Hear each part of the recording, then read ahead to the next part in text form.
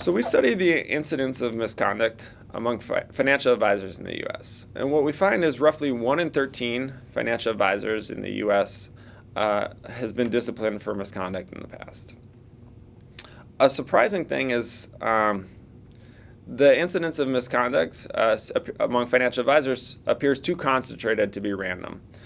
So an advisor who's been disciplined in the past is 5 times more likely to be disciplined in the future preceding year relative to your average financial advisor.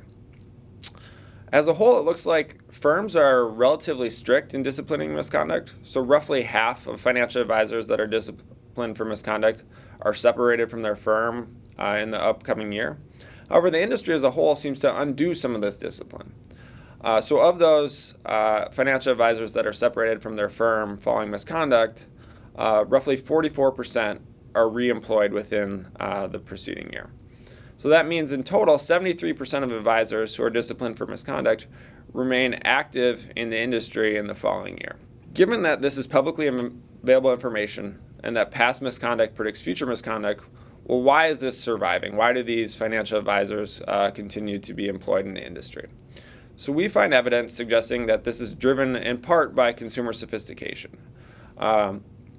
So we find the incidence of misconduct is higher among areas with elderly individuals and less educated populations. So from the consumer's perspective, all U.S. consumers have this great resource out there, FINRA's broker check website, where you can look up your financial advisor, see their employment history, their disclosure history, see if they have any incidences of past misconduct.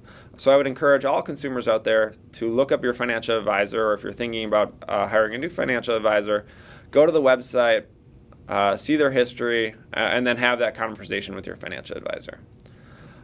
From a policy perspective, we find evidence that this is driven by differences in consumer sophistication. So the easiest policy answer would be we need to improve consumers' financial sophistication. So things like the broker check website created by FINRA it looks like we're headed in the right direction. Something like that could improve consumers' knowledge of financial advisors and improve their abilities to protect themselves.